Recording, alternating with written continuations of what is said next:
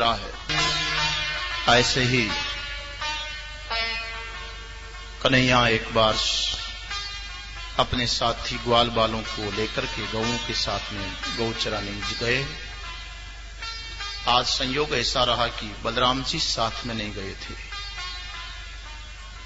अन्य ग्वालों के साथ में अपने गौ लेकर के गए यमुना के तट की ओर। यमुना तट पर एक ऐसा अच्छा जंगल था, हरी हरी घास थी, पास में बहुत गहरा कुंड पानी का था। यमुना में बड़ी बड़ी घास थी, इसीलिए कि उधर गऊ को जाने ही नहीं दिया जाता था।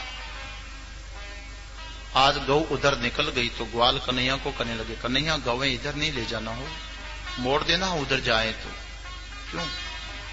चरते चरते कहीं पानी पीने के लिए उधर चली गई तो यमुना जी में बड़ा गहरा वहां पर एक कुंड है, उस कुंड में एक नाग रहता है, कालिया नाग। इतना खतरनाक है कान्हा। उस कुंड के ऊपर से पक्षी उड़ करके जाते हैं तो उसके मुंह से उनके जहर की लपटें निकलती है, उसके प्रभाव से पक्षी भी छटपटा करके नीचे गिर जाते हैं। इतना विषैला। उधर नहीं जाना, नहीं तो गऊ भी जाएगी, अपने लेने के जाएंगे तो हमारा भी नंबर आएगा। कन्हैया ने अपने साथियों की बात सुनी, अनसुनी कर दी। थोड़ी देर में सब ग्वाल बाल खेलने लगे, आंख मिचोने का खेल खेलने लगे। आंख मिचोनी खेलने लगे तो आंख मिचोनी में तुम आंख बंद करो, मैं लुक जाता हूं, छुप जाता हूं, ऐसा होता है। एक दूसरा छुपता, उसको सब ढूंढते हैं। कन्हैया एक बार छुपने गए तो ऐसे छुपे कि जिधर नहीं जाना था उधर जाकर के कुंड के पास यमुना के तट पर एक विशाल कदम्ब का वृक्ष था, उसके ऊपर जाकर के बैठ गए।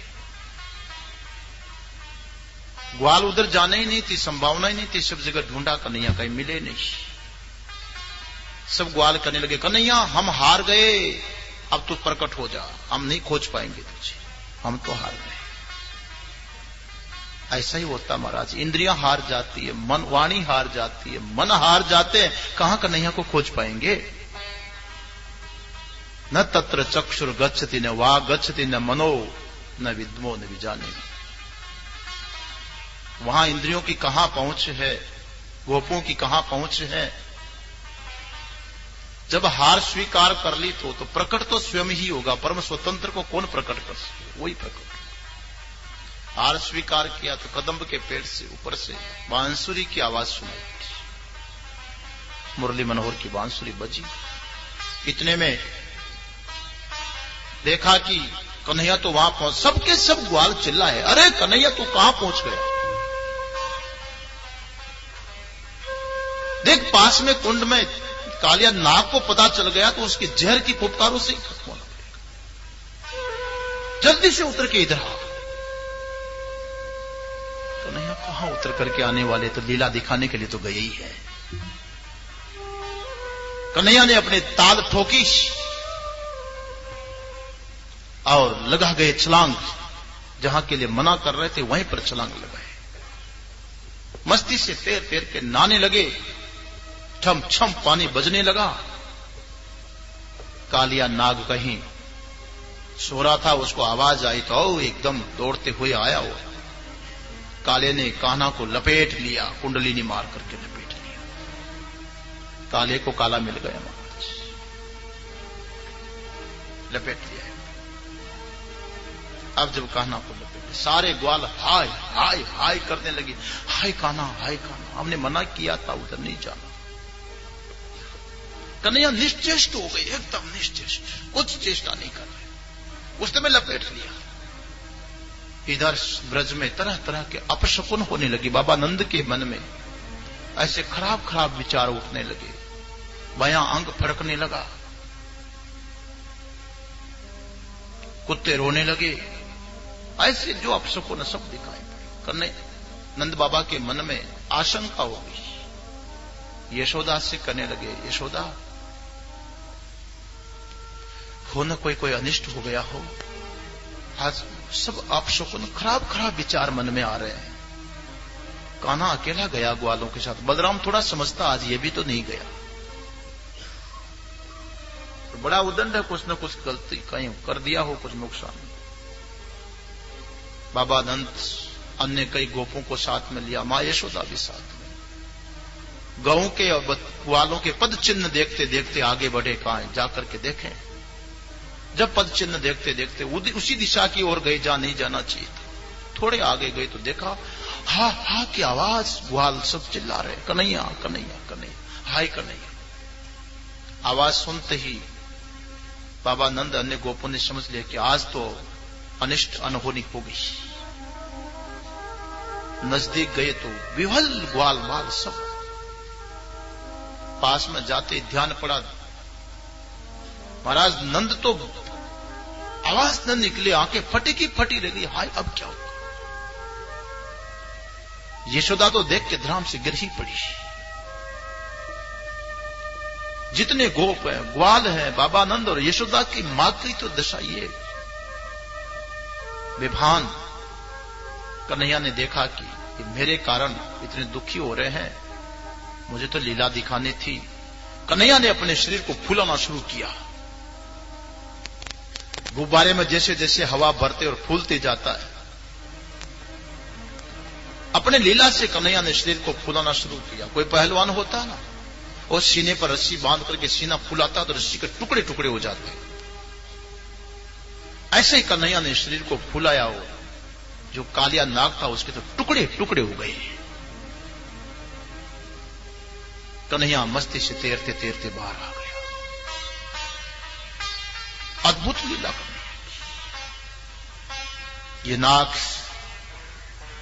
ये है भोगासक्ति। भोगों के प्रति जो आसक्ति है मनुष्य की, आसक्ति ऐसे लपेट लेती है। भक्त के जीवन में कोई आसक्ति आने लगेगी तो चूंकि भगवान का आश्रय लिया, उसकी आसक्ति को भगवान काटते। इसलिए कभी कभी अनिष्ट सा लगता है, लेकिन उसमें भी हमारा इष्ट है, हमारा हित है। कोई हमारी प्रिय से प्रिय वस्तु खो गई, प्रिय से प्रिय जन का वियोग हो गया, बहुत प्रिय था और हम भक्त हैं, भगवान ने तो जानबूझ करके वियोग करवाया है, आसक्ति काटने के लिए करवाया है। हम समझते हैं हमने इतनी भक्ति किया, इतने जप किए, इतने तीर्थ किए, इतने अनुष्ठान किए, सत्संग किया, हमारे साथ में ऐसा काहे को हुआ। हमने तो किसी को जी नहीं दुखाया, हमारे साथ ये घटना। अरे भगवान तो अनुग्रह कर रहे हैं, कृपा कर रहे हैं। तुम जैसे भक्त गए संसार की आसक्ति में बंधे रह जाओगे तो फिर मेरी भक्ति का क्या परिणाम फल में हुआ। आसक्ति काटने के लिए भगवान ऐसी ऐसी लीला करते हैं। इस देह आसक्ति को, कालिया नाग को ऐसा काला है महाराज, आसक्ति कहां से प्रकट हुई है? ये अविवेक के कारण प्रकट होती है, ना समझी से आसक्ति पैदा होती है। जो अविवेक है, अविद्या का कार्य, वो कालिया है। ये आसक्ति भक्त के भीतर से भगवान काटते हैं। रोज प्रार्थना करो भगवान से, भगवान इस कालिया नाग को समाप्त कर दो, आसक्ति को मिटा दो। जब कालिया नाग समाप्त हुआ तो नागिनियां आई, भगवान की स्तुति करने लगी। जब आसक्ति कट जाएगी, जब भक्ति जीवन में आएगी, आसक्ति और भक्ति एक जगह नहीं रह सकती। भोगासक्ति भक्ति एक जगह कैसे रहेगी? या तो मन को संसार के भोगों में लगा दो या फिर भगवान में लगा दो। जहां भोगासक्ति वहां भक्ति नहीं है, जहां भक्ति है वहां भोगासक्ति का क्या काम। भक्त के भीतर की आसक्ति प्रभु काटते हैं।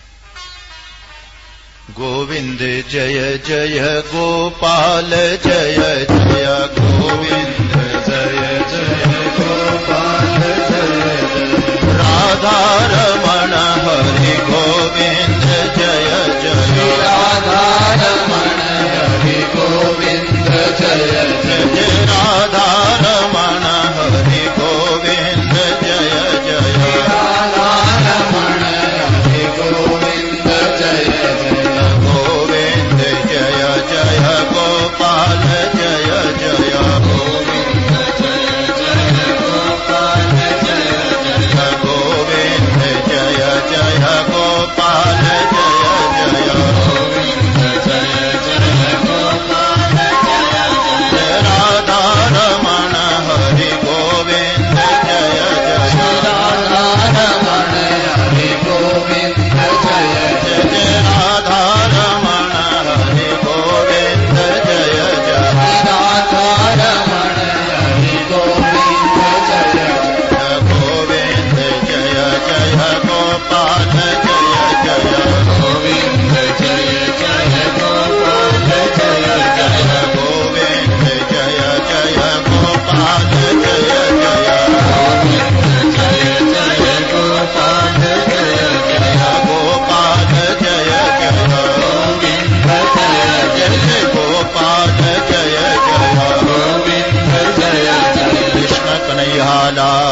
की जय। एक दिन प्रतिदिन की भांति गौ लेकर के जब कन्हैया ग्वाल बाल सब वन में गए, सारे की सारे गौएं एक दिन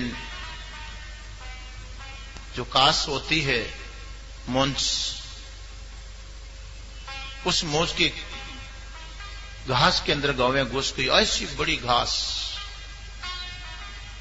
जिसमें गौएं फंस गई, रास्ता ही नहीं निकल पड़े, दिखाई न पड़े, उलझ गई सबकी सब गायें। और इधर कन्हैया को जब गाय दिखाई नहीं पड़ी तो सारे ग्वाल करने लगे कन्हैया गौएं गई की तरह। लगता ये जो भयंकर घास है खाने जैसी तो है नहीं, मुंज घास इसके अंदर घुस गई है गायें, अब हम जा नहीं सकते। घास ऐसी होती कि शरीर को चीर दे। कन्हैया ने सोचा कहीं भी गई होगी तो गायें आएगी अपने आप। बांसुरी वादन शुरू किया। कन्हैया की मुरली की ध्वन सुन करके तो गौएं भी डकारने लगी। जो ही बांसुरी की आना चाहती दौड़ करके कन्हैया की ओर, लेकिन ऐसे घास में उलझ गई कि गौएं निकल करके नहीं आ पा रही है।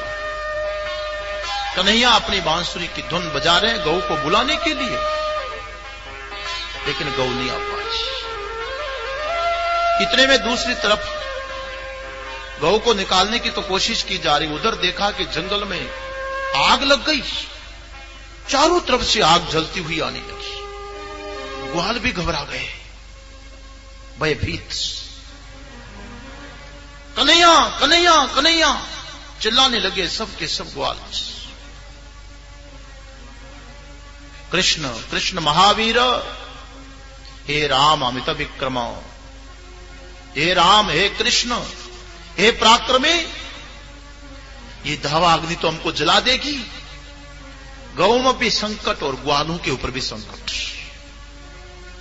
भगवान कृष्ण कहते हैं डरो मत, भय मत करो, एक मिनट के लिए तुम आंख बंद करो।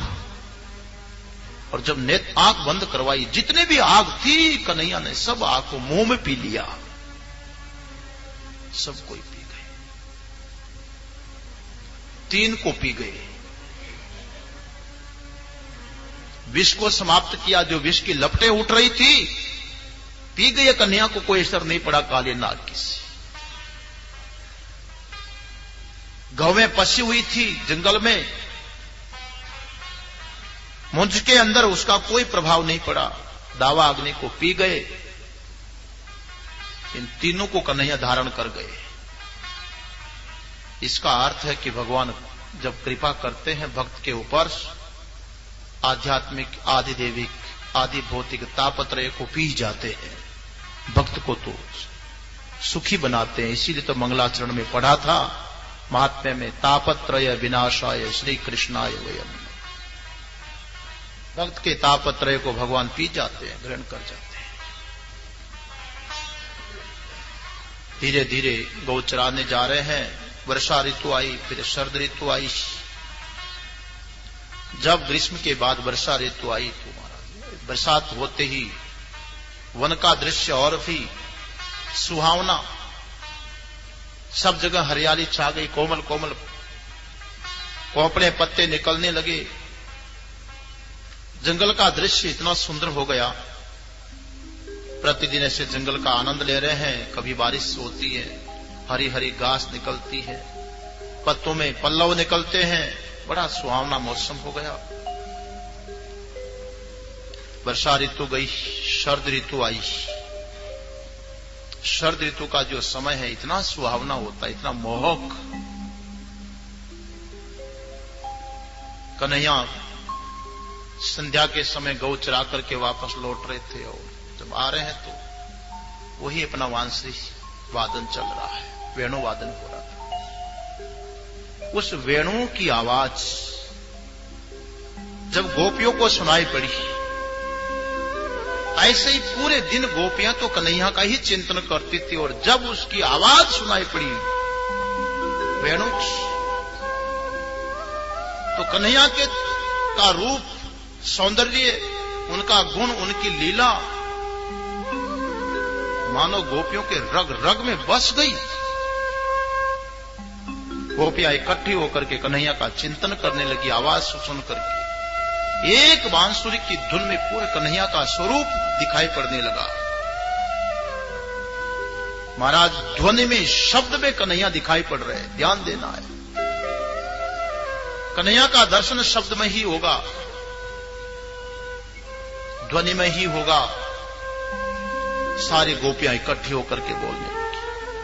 वराह पीड़म नटवर वपु कर्णयो कर्णिकारम बिभ्रदवास कनक कपिशम वैजयंती च मालाम रंध्रान वेणोरदर्शुदया पूरयन गोपवृंदहि वृंदारण्यम स्वपदरमणम प्राविशद गीत कीर्ति।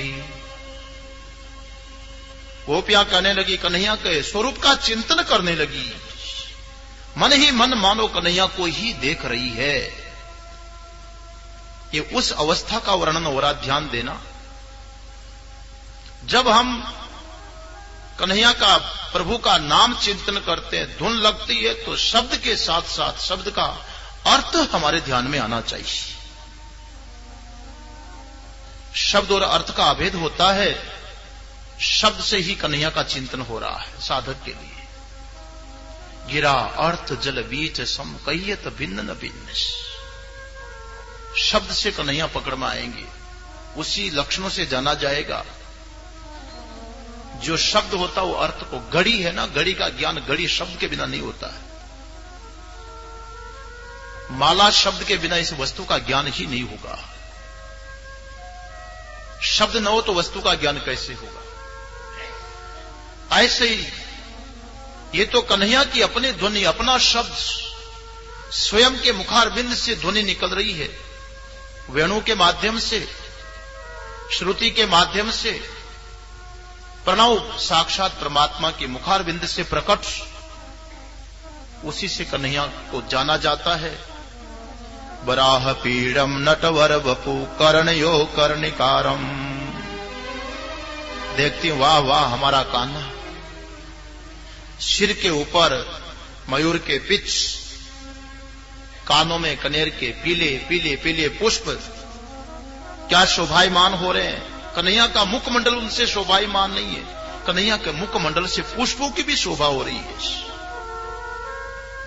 शरीर के ऊपर सुनहला वस्त्र पीतांबर,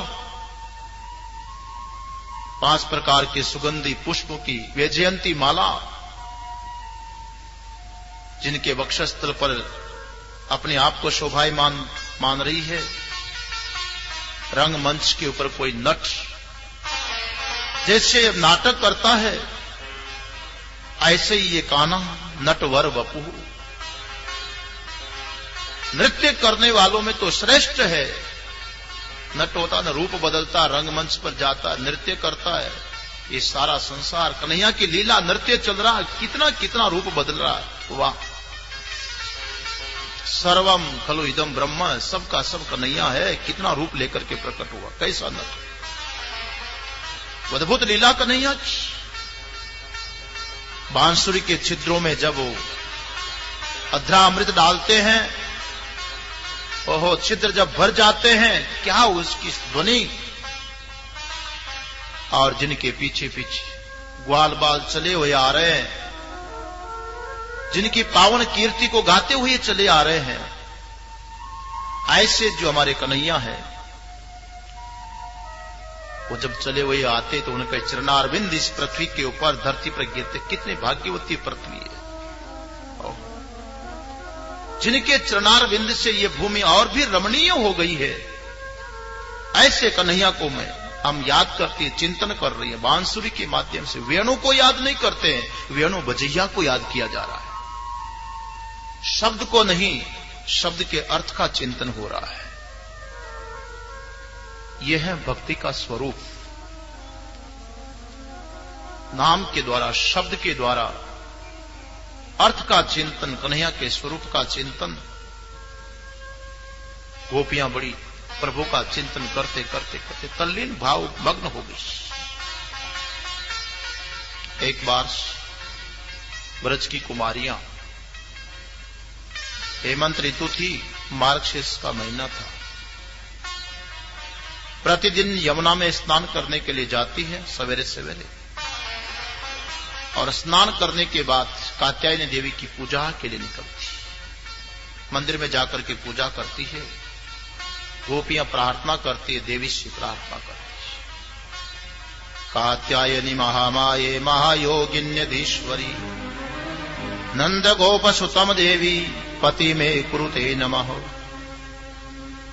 यही रोज जाकर के देवी से कात्यायनी से प्रार्थना करे कि हे महामाया, हे महायोगेश्वरी, हे कात्यायनी देवी, ऐसी कृपा करना, नंद गोप सुतम में पतिम कुरु ते नमः। देवी आपको नमस्कार करते हैं, हमें पति के रूप में नंद गोप कुमार मिल जाए, कन्हैया पति के रूप में मिल जाए। महाराज यहां पर वो वर्णन आ रहा, बड़ा सुंदर है। इस घटना को देख करके, चित्रों प्रसंगों को लेकर के जो नास्तिक लोग होते भांति भांति के आक्षेप करते हैं, जो इस रहस्य को नहीं समझते। बड़ा विलक्षण प्रसंग आने वाला है। प्रतिदिन प्रार्थना करती है। भगवान कन्हैया तो सर्वज्ञ कल्प, वो जानते हैं कि गोपियां क्या चाहती है, ब्रज कुमारियों की कामना क्या है। एक दिन जब वो स्नान करने के लिए गई, वस्त्र बाहर उतार करके, सवेरे सवेरे ठंडी में स्नान, मार्गशीर्ष का महीना, स्नान कर रही थी। कन्हैया धीरे से चुपके से गए और सारे वस्त्रों को उठा करके कदम के पेड़ पर बैठ गई। जब स्नान करके बाहर निकलने लगे तो वस्त्र नहीं दिखाई दिए। सब चर्चा करने लगे, कपड़े कहां गए, अब कैसे पता चले कि कौन ले गया। धीरे से कन्हैया ने बांसुरी की तान छेड़ी, कदम के पेड़ के ऊपर से आवाज आई। सबकी दृष्टि गई, अरे वो नटखट हमारे कपड़े चुरा करके, देखा सब कहां पर कपड़े। हे कान्हा, बेशर्म, नीचे फेंक कपड़े। कान्हा कहता है, फेंकने के लिए नहीं उठाए, तुम गलती करती हो, कपड़े उतार के स्नान करती, नहीं फेंकूंगा। गोपियां पहले डांटने लगी, लेकिन कुछ असर नहीं पड़ा। तो फिर रोने लगी, हाथ जोड़ने लगी, कन्हैया फिर ऐसी गलती नहीं करेंगे तो आज तो फेंक दे। कन्हैया कहता, आकर के ले जाओ। बड़ी समस्या खड़ी करती, देखने से लगता इतना निर्लज्जता का व्यवहार किया। और पूरी उतारने के बाद फिर उनको कपड़े दिए। कथा तो आप सब जानते हैं। महाराज कन्हैया ये निर्लज्जता का काम नहीं कर रहा है, इसके पीछे तो पूरा वेदांत छुपा हुआ, साधक की अंतिम साधना छुपी। हर व्यक्ति भगवान से रोज प्रार्थना करते हैं, भगवान को, हे भगवान मुझे कुछ नहीं चाहिए, बस आप प्रसन्न रहे, आपकी प्राप्ति हो जाए। ऊपर ऊपर से नाटक करते हैं, भीतर से नहीं। भोग भी लगाते हैं तो भी धोखा करते हैं भगवान से भी। भोग लगाते हो ना रोज, घर में नहीं लगाते कान्हा को, लड्डू गोपाल को। अगर रोज रोज लड्डू खाना शुरू कर देंगे तो भोग बंद कर दोगे, मखाने धरना शुरू कर दोगे। एक दिन गणेश जी ने गलती कर दी तो दूध महंगा हो गया बंबई में, बड़ी मुश्किल है। ये तो नहीं खाते, वही अच्छी बात। भगवान तो ये देखते हैं कि मुझे कौन कितना चाहता है, भक्त की परीक्षा करते हैं। देखो ये वसन हरण है, चीर हरण माने वस्त्र। वसन और वासना वस आच्छादनी धातु से बनते हैं। वसन वस्त्र क्या करते हैं, शरीर को ढकते हैं, आवृत कर देते हैं, आच्छादित करते हैं।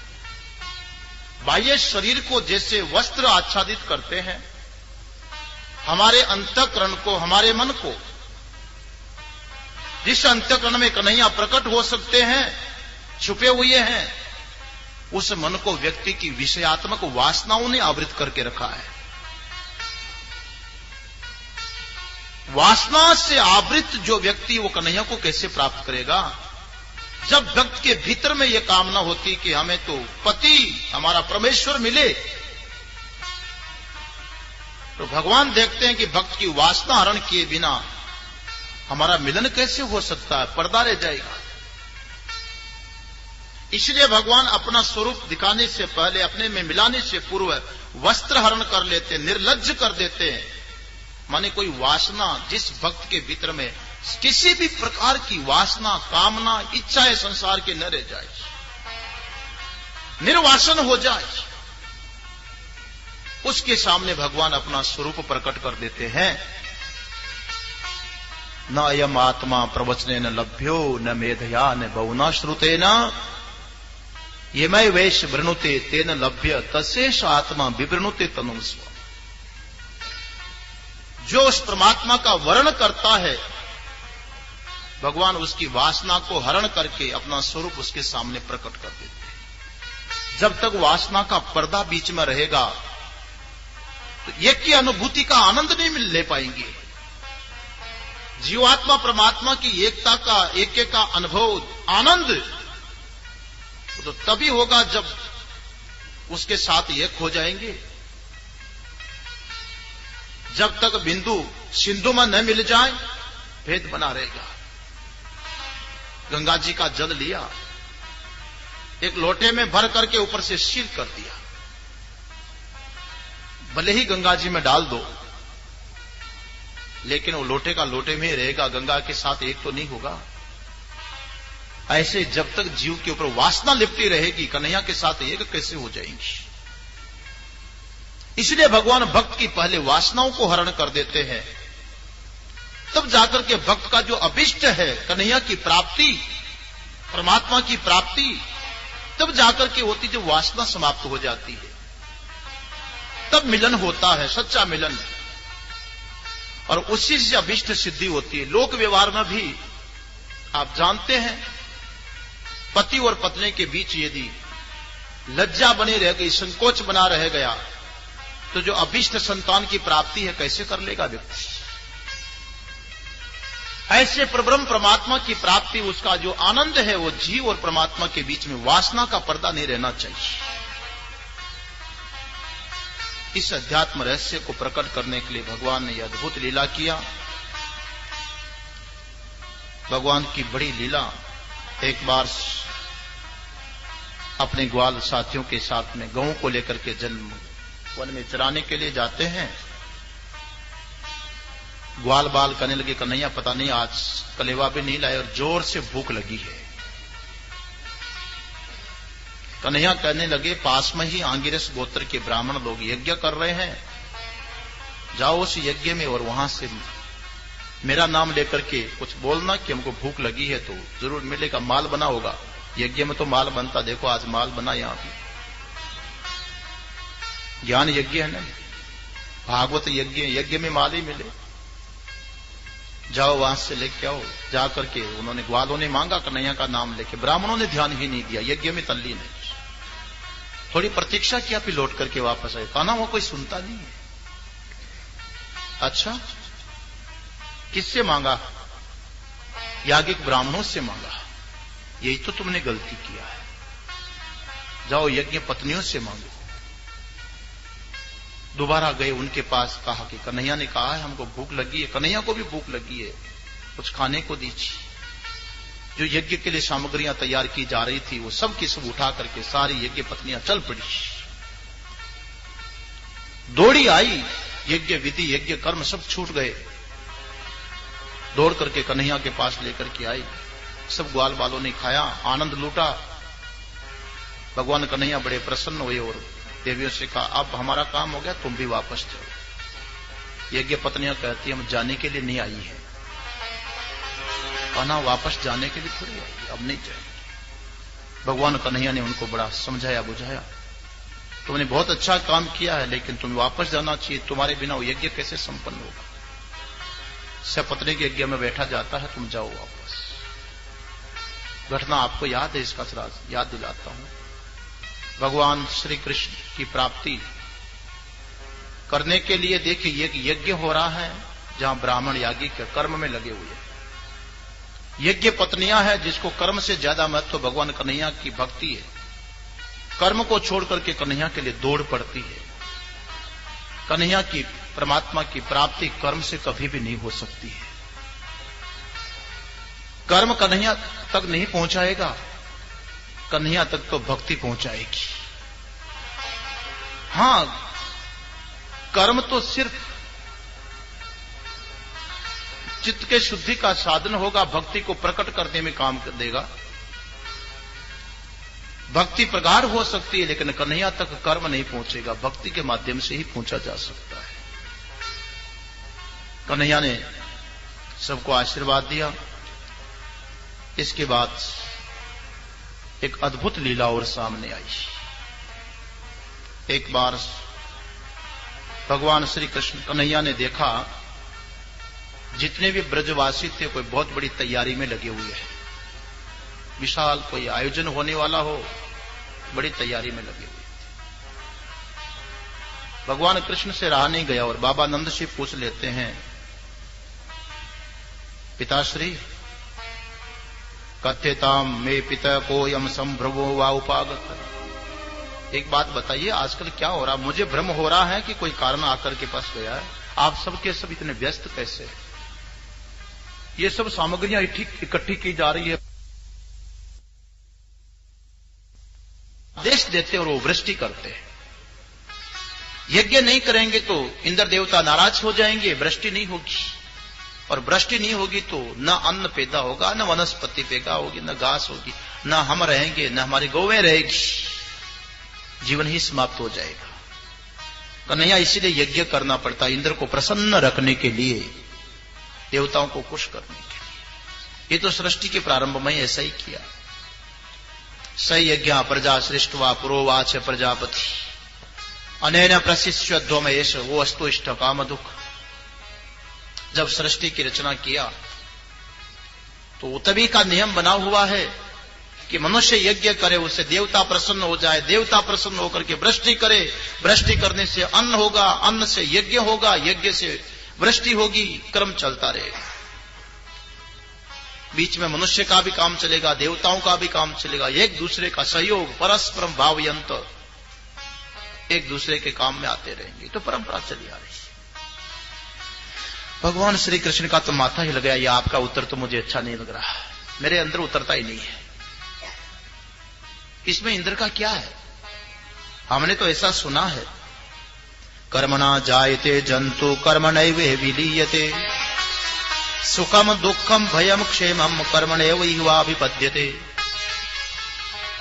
बाबा मैंने तो ये सुना है कि व्यक्ति कर्म से ही तो पैदा होता है और कर्म से ही उसकी मृत्यु भी हो जाती, विलीन भी हो जाता है।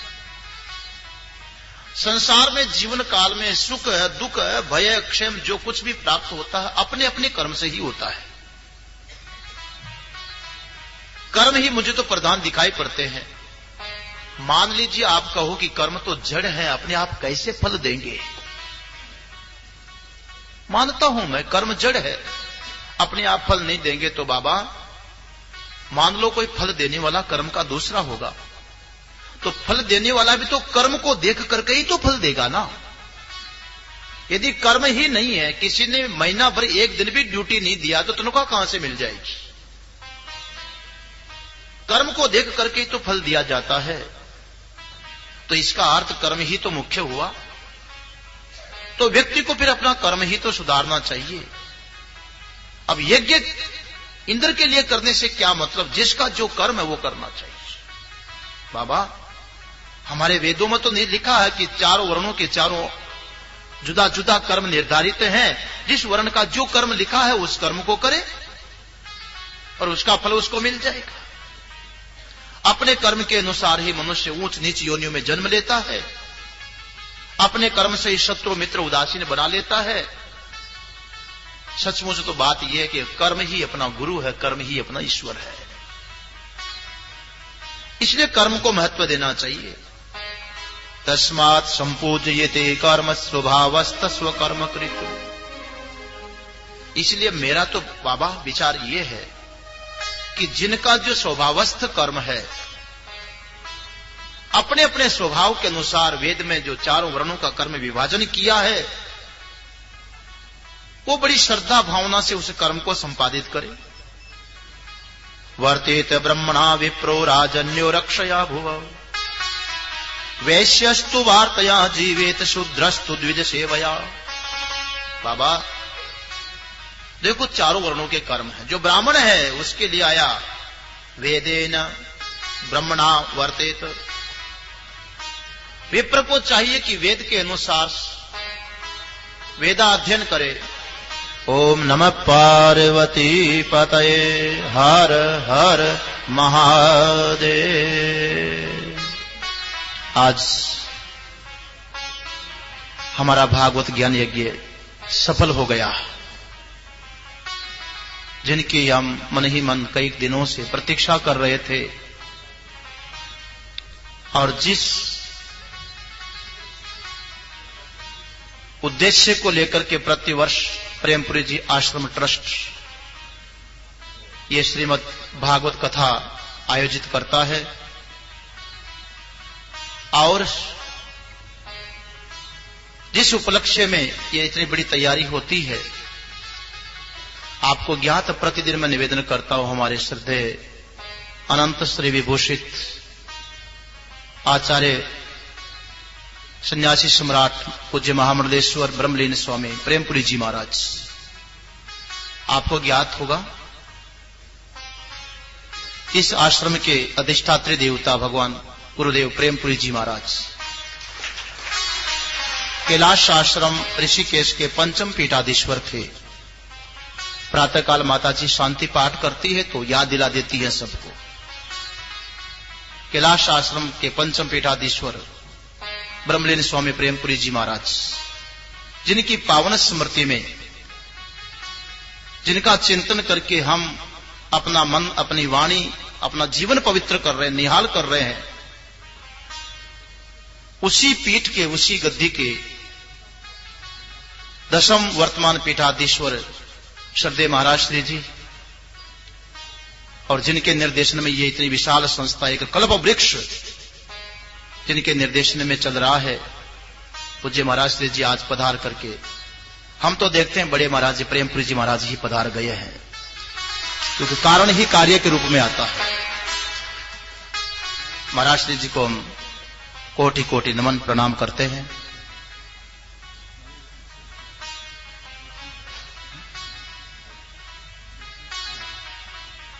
तो कथा का जो प्रसंग चल रहा है उसको आगे बढ़ाते हैं। प्रतीक्षा है हम लोगों को भगवान के उस महान लीला का। भगवान श्री कृष्ण बाबा नंद से संवाद कर रहे हैं और बोल रहे हैं, पिताश्री, इंद्र के लिए यज्ञ करने का कोई औचित्य मुझे नहीं लगता है। क्यों? मैं तो देख रहा हूं कि व्यक्ति के कर्म ही प्रधान है। अगर कोई कर्म फल देने वाला दूसरा है भी, तो फल देने वाला भी कर्म को ही देख करके फल देता है ना। तो प्रधान तो कर्म ही हुए, इसलिए कर्म की ही पूजा, कर्म से ही पूजा होती है जो कुछ होता है। और चारों वर्णों के अपने अपने निर्धारित कर्म है। बाबा श्री, व्यक्ति को अपने वर्ण आश्रम के अनुसार उस कर्म में प्रवृत्त होना चाहिए। वर्तेत ब्रह्मणा विप्रो राजन्यो रक्षया भुव वैश्यस्तु वार्तया जीवेत शूद्रस्तु द्विज सेवया। चारों वर्णों के कर्म निर्धारित है। जो विप्र है उसका कर्म है कि वेद के द्वारा, वेदाध्ययन के द्वारा वेद चिंतन में लगे, संयम से रहे। वेदाध्ययन ही उसका प्रधान कार्य है। और जो क्षत्रिय है उसका कर्तव्य बनता है कि पृथ्वी की रक्षा करे। क्षत्रिय रक्षा के लिए नियुक्त किए गए हैं। और वैश्य का काम है वार्ता, व्यापार आदि, लेना देना। शूद्र का काम सेवा। बाबा श्री, बाबा हम तो वैश्य हैं और हमारा जो कर्म है वो है कृषि, वाणिज्य, गोरक्षा, कूसीदम, तुर्यम उच्यते। ये चार ही हमारे मुख्य काम है। कृषि करना, व्यापार करना, गो सेवा और लेन देन करना, ब्याज कमा लेना, उसी वार्ता चतुर्विधा तत्र वयम गोवर्तयोनिशम। इसमें भी हम देखते हैं कि चार प्रकार में भी हमारा मुख्य धंधा है गो सेवा। गो सेवा करने वाले मुख्य हमारा काम है। तो गौ के संबंधित जो काम कर्म है वही हमारा धर्म है। और किस इंद्र के लिए याग करना? मुझे तो यह लगता है बाबा, उस यज्ञ की बजाय तो ऐसा करें, तस्माद गवाम ब्राह्मणानाम अद्रैश्चारभ्यताम मख य इंद्रियाग संभारास्तेरयम साध्यताम मख। एक काम करना चाहिए, ये जो गौवे हैं, ब्राह्मण हैं, गिरिराज है, अपने कर्म से हम इनकी पूजा की तैयारी करें, इनका यजन करें, गौ पूजा करें, ब्राह्मणों की सेवा करें, गिरिराज का पूजन करें। इंद्र यज्ञ में जो सामग्री इकट्ठी की गई उसका सदुपयोग इधर करना चाहिए। गौ प्रसन्न हो जाएगी, ब्राह्मणों को दान देंगे, खुश होंगे, आशीर्वाद देंगे, और ये सब घास, फल, वनस्पति, हमारा आधार जो सब कुछ मिल रहा है वो तो गिरिराज की कृपा से। गिरिराज सबसे बड़े देवता हमारे लिए, तो गिरिराज की पूजा करनी चाहिए। मेरा तो विचार ये है, एतत् मम मतम तात क्रियताम यदि रोचते अयम गो ब्राह्मणाद्रीणाम मह्यम च दीयतो मख। पिताजी, मेरी तो ऐसी इच्छा है, मेरा यही विचार है, आप लोगों को अगर ठीक लगे तो ऐसा करना चाहिए कि यज्ञ ऐसा होना चाहिए जिसमें गौ, ब्राह्मण और गिरिराज को प्रिय हो, ऐसा काम हो। ये तो मेरा विचार है, फिर आपकी जैसी इच्छा हो आप लोग करिए। भगवान का सुझाव, विचार बाबा नंद को अच्छा लगा, उपनंद आदि से परामर्श किया, सबको बात जच गई। बात तो ठीक ही तो है, ये तो सब कर्म से ही तो, हमारा जो कर्म है वही हमारा सबसे बड़ा धर्म है। अपने अपने कर्म का पालन ही तो धर्म का आचरण है, इसलिए अपने कर्म में लगे, ठीक बात है। जैसा कहा, गिरिराज की पूजा करने लगे, ब्राह्मणों को दक्षिणा की तैयारी, गौ को हरी हरी घास खिलाने लगे, बढ़िया अच्छी अच्छी हरी हरी घास खिलाई, गिरिराज का पूजन करने लगे। और गिरिराज का पूजन करने के अनंतर जब पूजा होती तो अंत में भोग लगाते हैं, भोग भी गिरिराज को ही लगाया। पंडित जी अभी भगवान को भोग लगाएंगे, महाराज ने जी भोग भगवान को खिलाने के लिए ही पधारे हैं। देखो, भोग लगाया गया और जो हरी हरी घास थी गऊ को खिलाई, ब्राह्मणों को विफल दक्षिणा दी गई, पूजा होने लगी। पंडित जी आएंगे, कहां गए? महाराज जी के हाथ से भगवान को भोग लगवाइए। जब भगवान को भोग लगाया जा रहा था, गिरिराज को साक्षी बनाकर के उसी समय कन्हैया स्वयं भी पूजा में सम्मिलित हैं और भोग लगा रहे हैं। और एक कन्हैया अपना दूसरा रूप बनाकर के गिरिराज के शिखर पर ऊपर जाकर के बैठ गए। जो भोग की सामग्री दी जा रही थी आरोगने लगे। महाराज जी के हाथ से अनावरण करवाइए, पूजा कर। आइए, भोग लगना है। चंद्रमोहन जी भोग का भजन सुनाएंगे, महाराज श्री जी अनावरण करेंगे और पंडित जी भोग लगवाएंगे।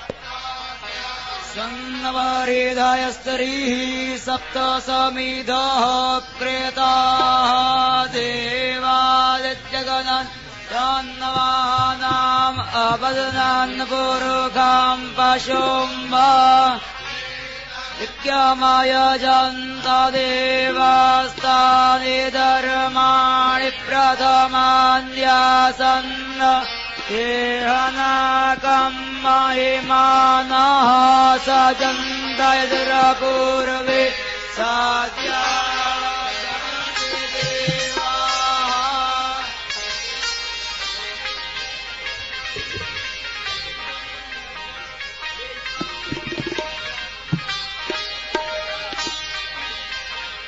स्वाहा स्वाहा स्वाहा स्वाहा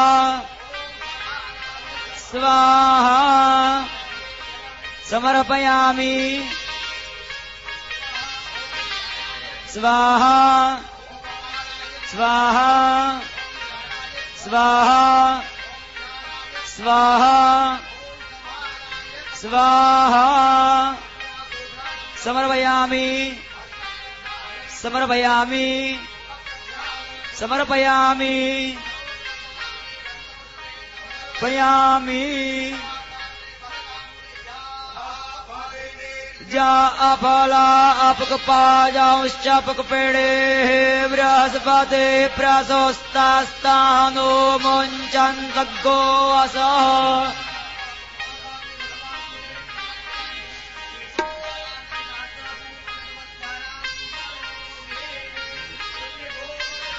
नाथ की जय शरण की जय। आवो आवो सांवरिया बेटा आवो जीमो जी भोग लगावो है 56 भोग तैयार जी वो थारा टाबरिया करे हैं मनवार जी वो थारा टाबरिया करे हैं मनवार जी वो आवो आवो सांवरिया बेटा आवो जीमो जी भोग लगावो है 56 भोग तैयार जी वो थारा टाबरिया करे हैं मनवार जी वो थारा टाबरिया करे हैं मनवार जी।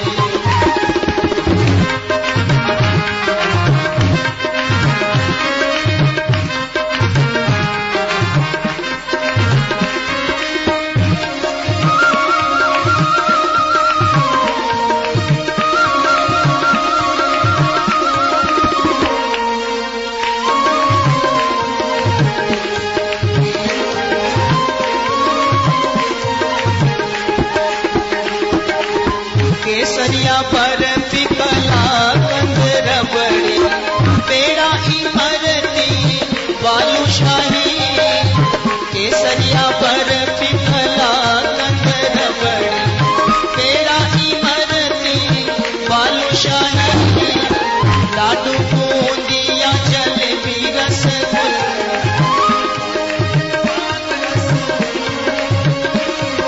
गुलाब जामुन शक्कर पारा गुलाब जामुन शक्कर पारा देवर न्यारा न्यारा जीमो आवो जितो ही थे खलावो जीमो जी भोग लगावो है 56 भोग तैयार जी वो थारा टाबरिया करे हैं मनवार जी वो थारा टाबरिया करे हैं मनवार जी वो आवो आवो सांवरिया बेगा आवो जीमो जी भोग लगावो है 56 भोग तैयार जी वो थारा टाबरिया करे मनवार जी वो थारा टाबरिया करे हैं मनवार जी।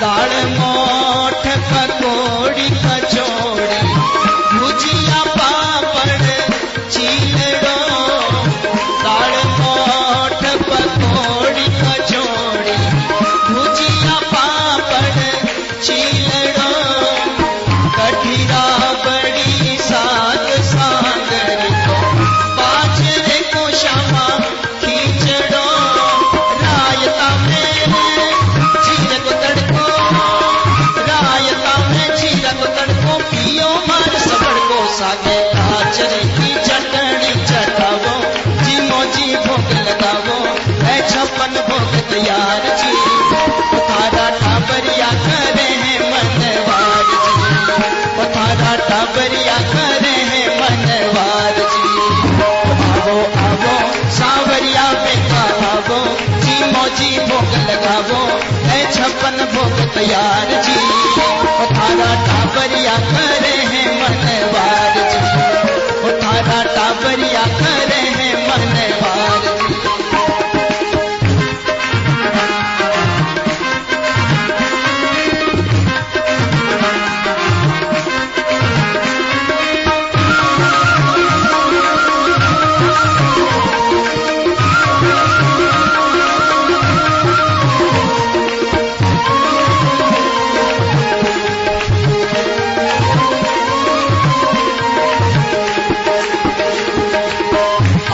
अमरूद अंगूर अनारस आलू बुखारा अनार धरा, आम अमरूद अंगूर अनारस आलू बुखारा अनार धरा, केला सेब पपीतो चीकू संतरा मौसमी रसदार धरा, काकड़िया और लाल मतीरा, काकड़िया और लाल मतीरा और टमाटर खीरा, नींबू खाटो ये थोड़ो छिड़कावो, जीमो जी भोग लगावो, है 56 भोग तैयार जी, ओ थारा टाबरिया करे मनवार जी, ओ थारा टाबरिया करे हैं मनवार जी।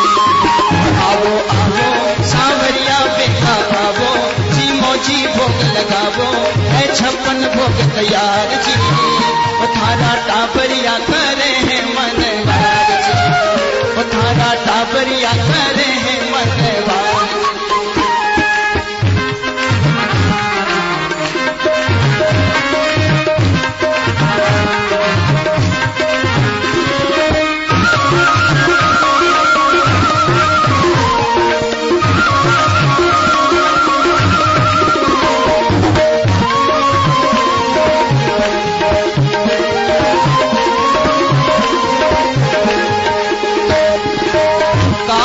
किशमिश लोजा खुरमानी खोपरा बादाम लो, काजू किशमिश लोजा खुरमानी खोपरा बादाम लो, जीव झूठ कर आचमन कर दे फिर थोड़ो आराम लो, सौंफ इलायची हाजिर कर दी, सौंफ इलायची हाजिर कर दी, सागे मिश्री कर दी, कोई नागरी के पान चढ़ावो, जीमो जी भोग लगावो, है 56 भोग तैयार जी, थारा टाबरिया करे हैं मनवार जी, थारा टाबरिया करे हैं मनवार जी। आवो आवो सांवरिया बेटा आवो, जीमो जी भोग लगावो, है 56 भोग तैयार जी, थारा टाबरिया करे हैं मनवार जी, थारा टाबरिया करे हैं मनवार जी। आवो आवो सांवरिया बेटा आवो, जीमो जी भोग लगावो, है 56 भोग तैयार जी, थारा टाबरिया करे हैं मनवार जी, थारा टाबरिया करे हैं मनवार जी, थारा टाबरिया करे हैं मनवार जी, थारा टाबरिया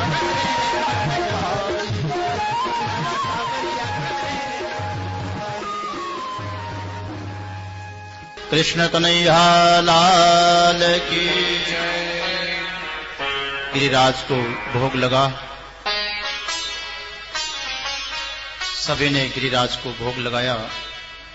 जब भोग लग रहा था, कन्हैया स्वयं भी भोग लगाने वालों में ही थे, और वही भगवान कन्हैया दूसरा रूप गिरिराज के ऊपर विराजमान हो गए।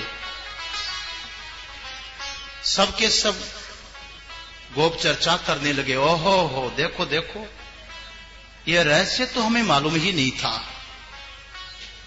अरे गिरिराज तो साक्षात मूर्तिमान होकर के हमारा भोग स्वीकार कर रहे हैं, आरोग रहे हैं। यही तो कन्हैया की लीला है। अनेक रूप रूपाय, रूप भी अनेक है तो जिसके नाम भी अनेक है।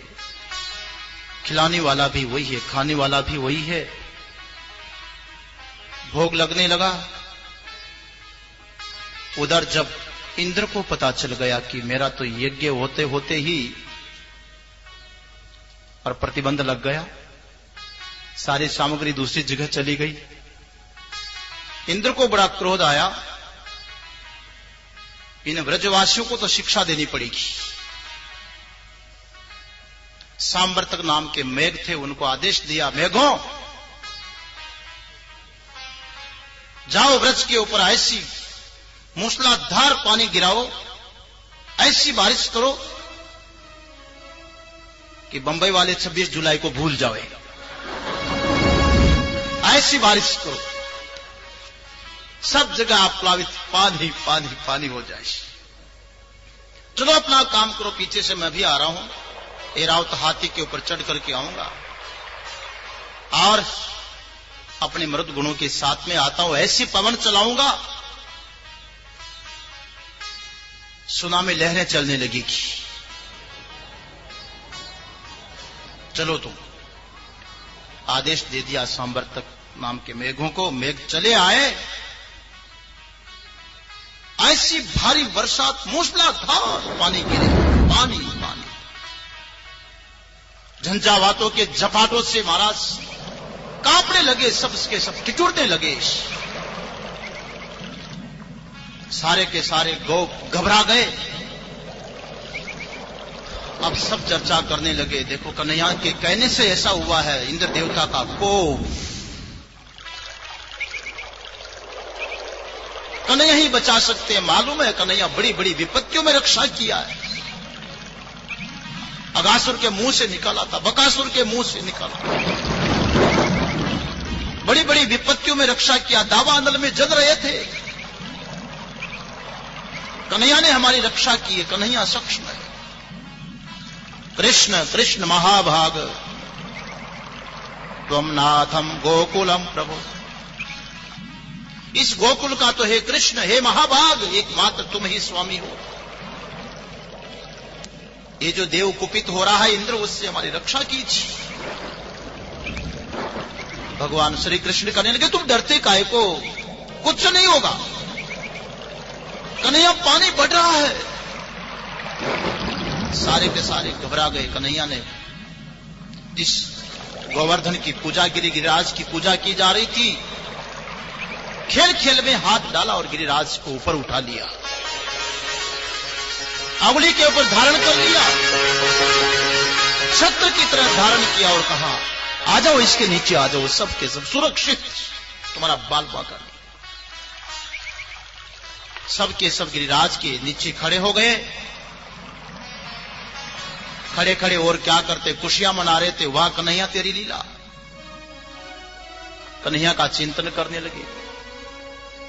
गिरिराज धरण प्रभो तुम्हारी शरण, गिरिराज धरण प्रभु तुम्हारी शरण, गिरिराज धरण प्रभु तुम्हारी शरण, गिरिराज धरण प्रभु तुम्हारी शरण, गिरिराज धरण प्रभु तुम्हारी शरण, गिरिराज धरण प्रभु तुम्हारी शरण, तुम्हारी शरण प्रभु तुम्हारी शरण, तुम्हारी शरण प्रभु तुम्हारी शरण, तुम्हारी शरण प्रभु तुम्हारी शरण, तुम्हारी शरण प्रभु तुम्हारी शरण,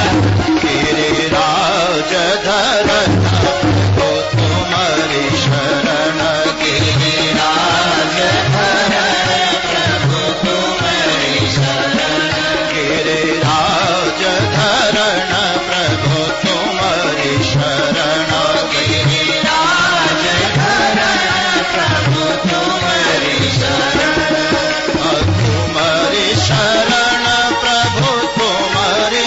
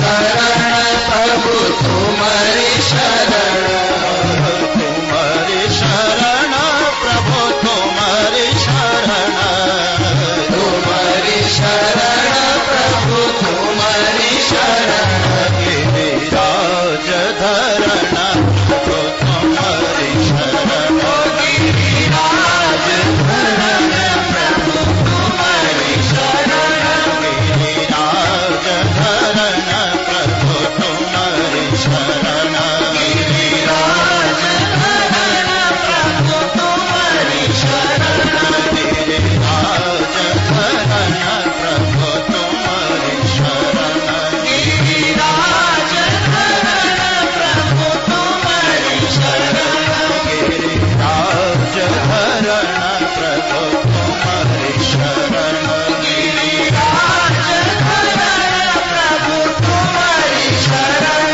प्रभु तुम्हारी शरण, प्रभु तुम्हारी शरण, प्रभु तुम्हारी शरण, प्रभु तुम्हारी शरण, प्रभु तुम्हारी शरण, प्रभु तुम्हारी शरण।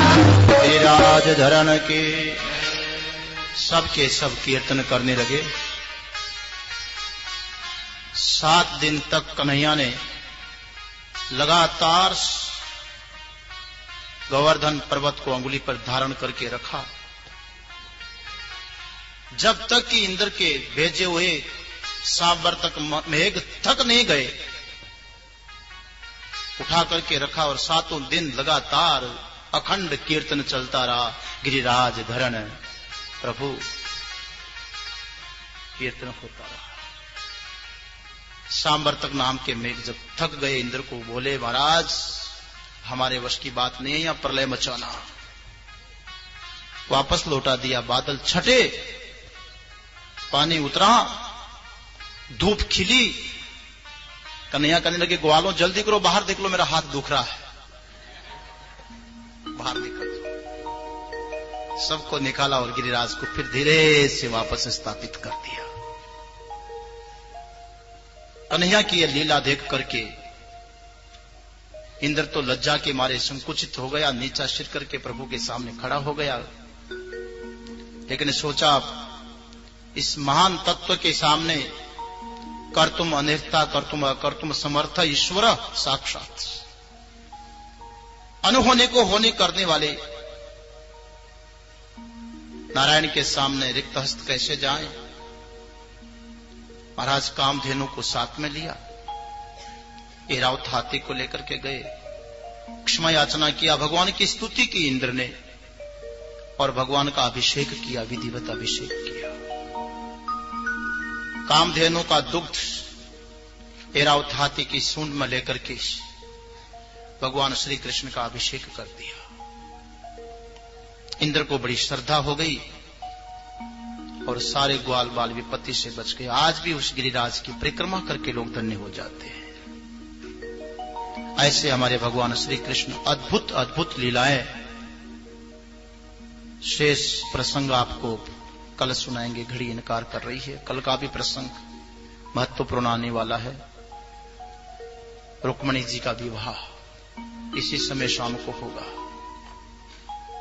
जैसे अभी भोग का बड़ा प्रेम से आपने आनंद लिया, भजन का आनंद रस लिया, और कल शादी का राजस्थानी भजन सुनोगे तो आप सुनते ही रह जाओगे, कहोगे फिर गाओ फिर गाओ फिर गाओ। बड़ा सुंदर आनंद आएगा। चंद्रमोहन जी, भगवान कृष्ण ने उनका बांसुरी का सुर इनके गले में डाल दिया। बड़ा आनंद।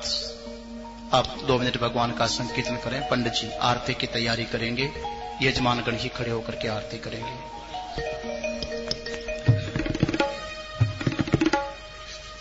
भजन सुनाओगे, कीर्तन ही कर।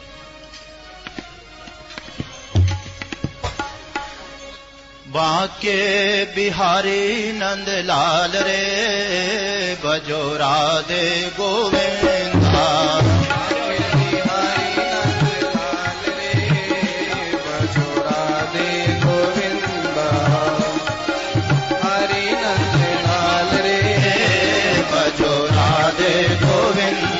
यजमान लोग बैठे बैठे आरती करेंगे, उठेगा कोई नहीं। रे बसुरा दे गोविंदा, आके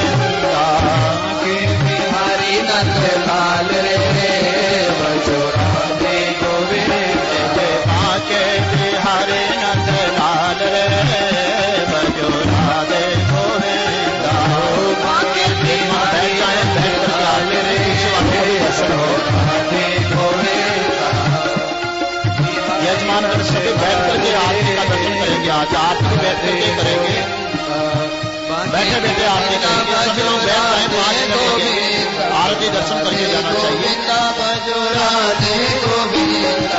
नाचे बिहारी नंदलाल रे बजो राधे गोविंदा, नाचे बिहारी नंदलाल रे बजो राधे गोविंदा।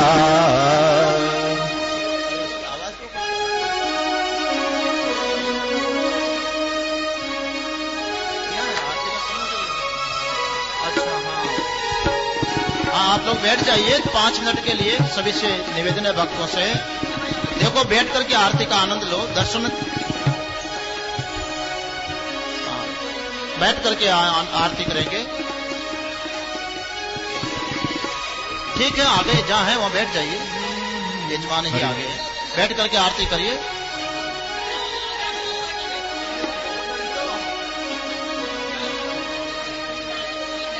जो बैठ नहीं सकते हैं वो इस तरफ आएंगे और भागवत जी की तरफ से खड़े होकर इधर आरती करेंगे। बाकी जो बैठ सकते हैं बैठे बैठे आरती करें, सबको दर्शन हो, पीछे वालों को भी। आरती अति पावन पुराण की, आरती अति पावन पुराण की, धर्म भक्ति विज्ञान खाने की, धर्म भक्ति विज्ञान खान की, महापुराण भागवत निरमल, महापुराण भागवत निरमल, कलम कवि गलित निगम कल्प फल, सुगम कवि गलित निगम कल्प फल, परमानंद सुधार समय कल, परमानंद सुधार समय कल, लीलारती रस रस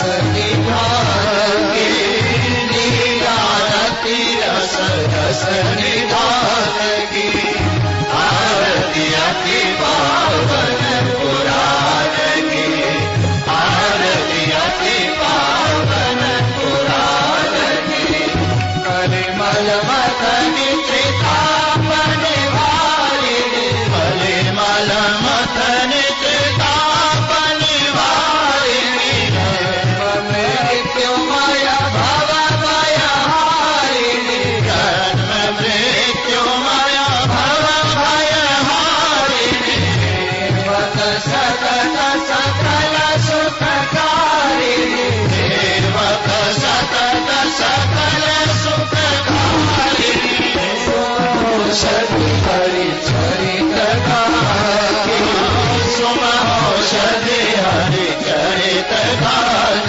की, आरती अति पावन पुराण की, आरती अति पावन पुराण की, विषय विलास विमोह विनाशिनी, विषय विलास विमोह विनाशिनी, विराग विवेक विकासिनी, विमल विराग विवेक विकासिनी, भगवत परहर्ष प्रकाशिनी, भगवत परहर्ष प्रकाशिनी, परम ज्योति परमात्म ज्ञान की, परम ज्योति परमात्म ज्ञान की, आरती अति पावन पुराण की, आरती अति पावन पुराण की, परमहंस मुनि मन उल्लासिनी, परमहंस मुनि मन उल्लासिनी, करि दया रस रास विलासिनी, करि दया रस रास विलासिनी, भक्ति मुक्ति रति प्रेम सुदासिनी, भक्ति मुक्ति रति प्रेम सुदासिनी, कथा किंचन प्रिय सुजान की, कथा किंचन प्रिय सुजान की,